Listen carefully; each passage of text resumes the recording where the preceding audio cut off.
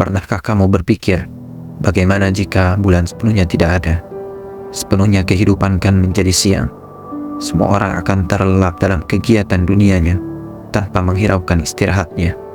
Maka pada tahun 1958 menjadi tahun adanya eksperimen gila yang dilakukan oleh orang yang bernama Yakov Borisovich. Ia berkeinginan meledakkan bulan dengan nuklir proyeknya. Bagaimana dengan ceritanya? Mari kita dengan bijak mengkajinya.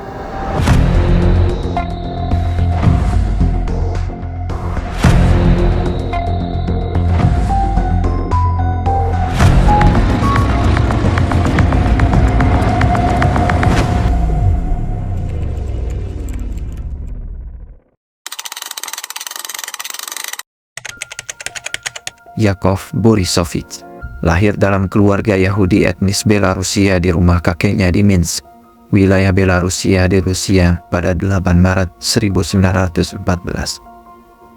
Ayahnya Boris Zildovich adalah seorang pengacara, sedangkan ibunya Anna Petrovna Zildovich seorang penerjemah bahasa Prancis ke bahasa Rusia. Keluarganya pindah ke Saint Petersburg pada saat itu bernama Petrograd dan tak lama berubah menjadi Leningrad, tempat peperangan terkenal di Perang Dunia Kedua. Meskipun lahir dalam keluarga Yahudi yang taat, Zildovich adalah seorang ateis absolut, yaitu ketika seseorang secara tegas dan tanpa keraguan menolak adanya Tuhan atau dewa-dewi, dan mereka meyakini bahwasannya Tuhan tidak ada. Berbeda dengan ateis biasa yang hanya tidak punya keyakinan, ateis absolut menyatakan secara positif bahwa Tuhan sepenuhnya tidak ada. Yakov adalah seorang otodidak. Dia tidak memperoleh gelar sarjana atau bahkan kuliah, namun dia dianggap memiliki kecerdasan yang sangat luar biasa, dan selama hidupnya dia menyerahkan segalanya untuk berbagai upaya ilmiah.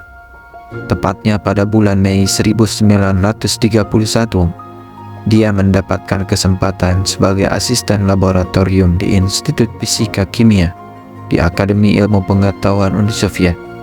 Disitulah ia pertama kali mendapatkan topik-topik yang terlibat dalam kimia fisika, dan mulai saat itu namanya pun dikenal oleh para seniornya.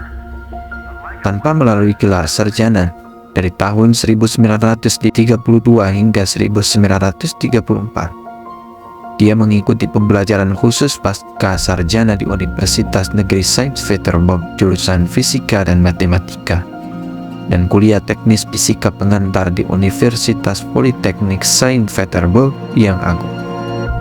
2 tahun kemudian, tepatnya pada tahun 1936, ia berhasil mendapatkan gelar kandidat sains setara dengan gelar PhD di Soviet, setelah mempertahankan penelitiannya tentang topik Adsorption and Catalysis on Heterogeneous Surface, dan 3 tahun kemudian, tepatnya di umur 25 tahun, ia berhasil menerima gelar doktor sains fisika dan menemukan mekanismenya yang dikenal dalam kimia fisika sebagai mekanisme No.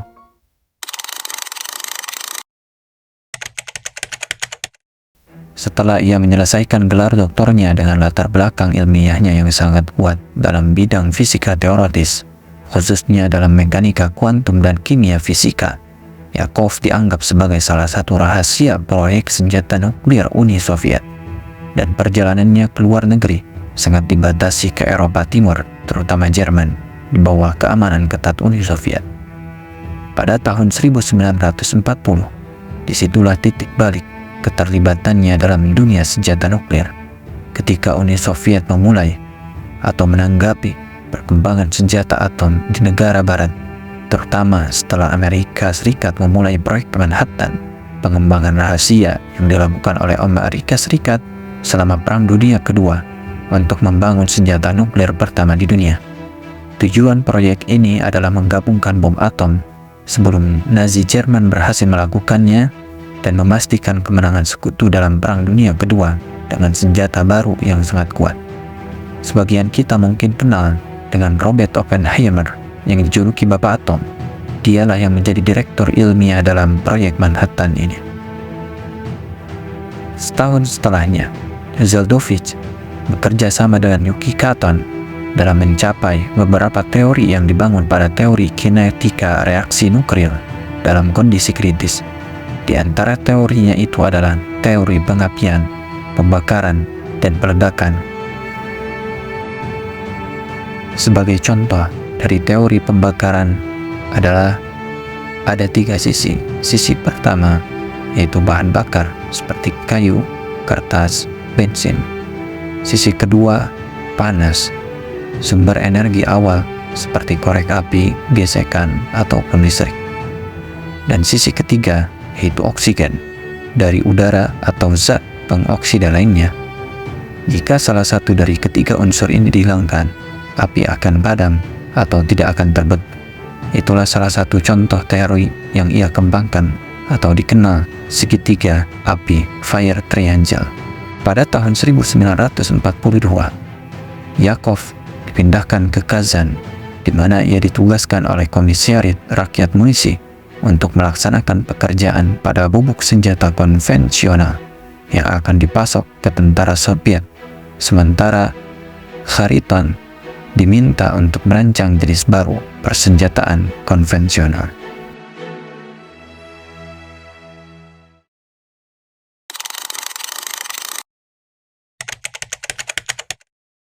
Setelah Amerika Serikat menjatuhkan bom atom di Hiroshima dan Nagasaki pada tahun 1945, Uni Soviet merasa terancam oleh potensi militer yang dimiliki oleh bom atom.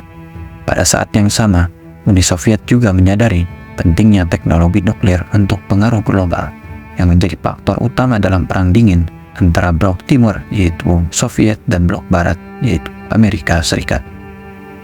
Tepatnya pada tahun 1943, pemimpin Soviet, Joseph Stalin, memerintahkan dimulainya penelitian serius tentang senjata nuklir.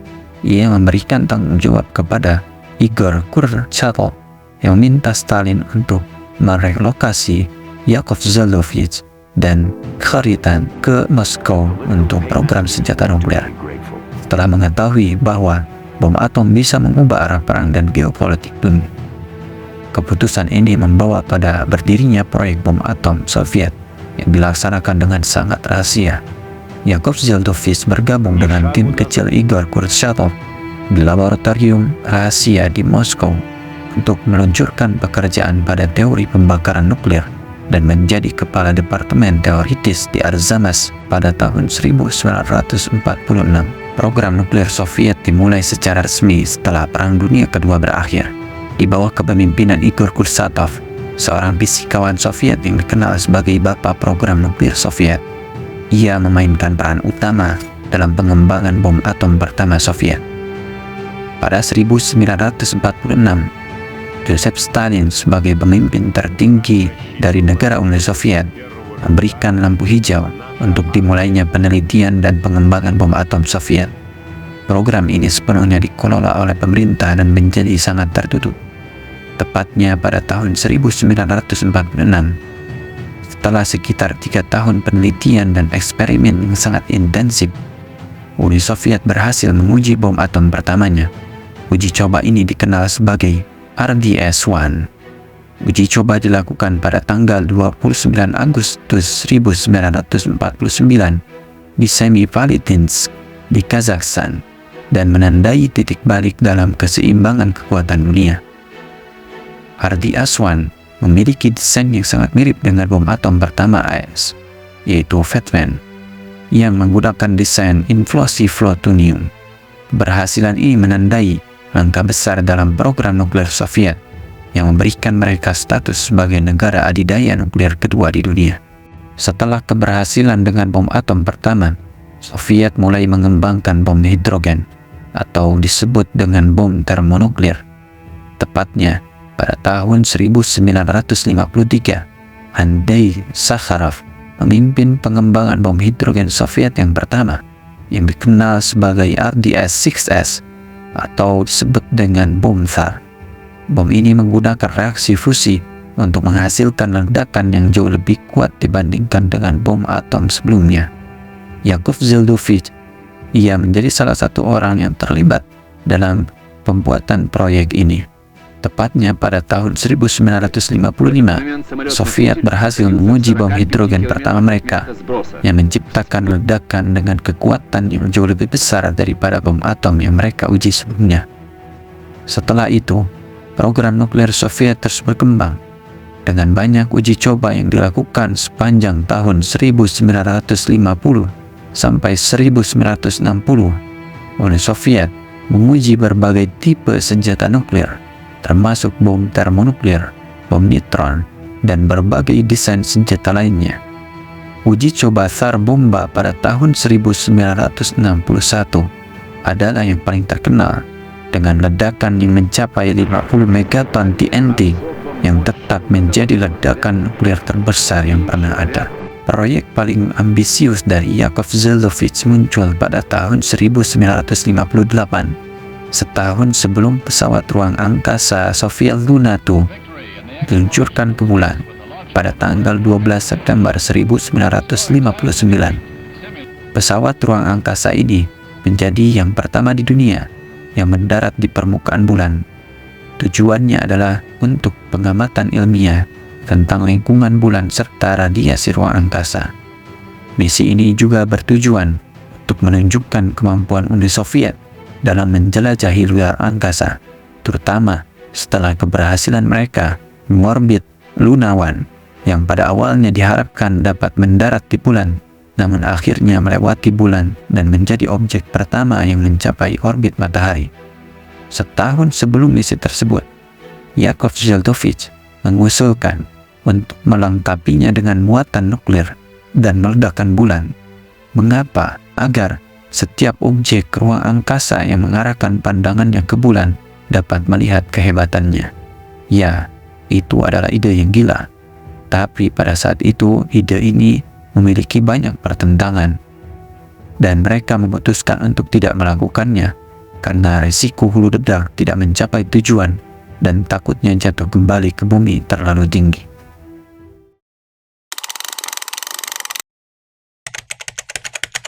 Kontribusi awal Yakov Zhelovich berada dalam pengembangan senjata nuklir Soviet. Ia adalah bagian dari tim yang membantu pengembangan bom atom pertama di Uni Soviet.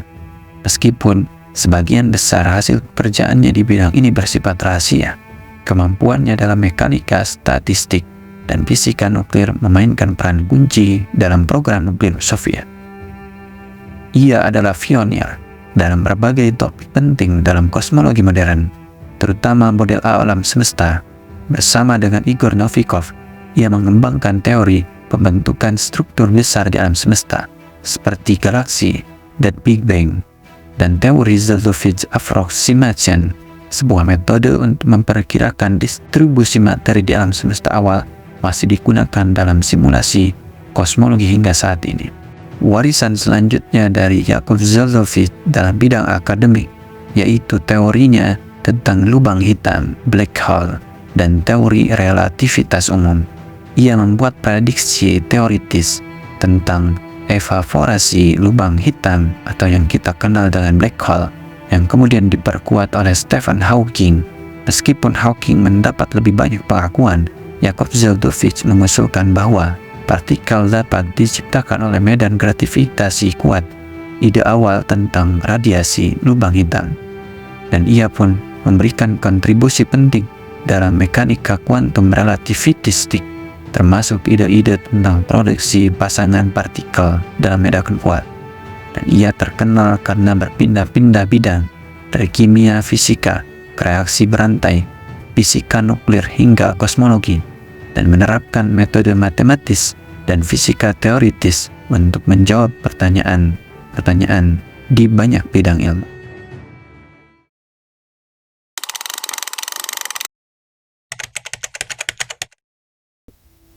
Yakov banyak sekali mendapatkan penghargaan, terutama dari pemerintah Soviet. Walaupun ia dibatasi oleh politik perang dingin, ia tetap diakui oleh dunia internasional. Beberapa penghargaan yang ia dapatkan yaitu Hero of Socialist Labor sebanyak 3 kali, salah satu penghargaan tertinggi di Uni Soviet, dan ia pun mendapatkan pengakuan internasional berupa anggota asing Akademi Ilmu Pengetahuan, berupa Royal Society of London pada tahun 1987. Dan Yakov Zildovich mendapatkan pengakuan terutama dari Stephen Hawking yang kita kenal karena kontribusinya terhadap teori black hole. Ia bahkan berkata tentang Yakov, ia tidak memiliki ijazah universitas, namun selama hampir 20 tahun ia dijaga ketat di kota Sarov yang tertutup. Zildovich tahu banyak hal karena ia mengepalai proyek nuklir, namun yang terpenting, ia dianggap jenius. Sebelum bertemu denganmu, aku percaya kau adalah seorang penulis kolektif seperti Bourbaki. Itulah warisan dan pengakuan para ilmuwan terhadapnya. Kesimpulannya ialah, orang yang berkontribusi besar terhadap pengembangan fisika dan kimia, dan ia pun mempunyai kontribusi besar terhadap pengetahuan tentang alam semesta. Ia meninggal pada hari Rabu, 2 Desember 1987 di Moskow, Rusia, pada umur 74 tahun. Tidak ada catatan publik resmi yang menjelaskan secara rinci penyebab kematiannya. Ia tetap aktif secara intelektual hingga tahun-tahun terakhir hidupnya, meskipun mengalami penurunan kesehatan fisik di usia lanjut. Akhir kata, untuk menjadi manusia, kita diberikan pilihan menjadi bagian dari sejarah atau sejarah menenggelamkan kita.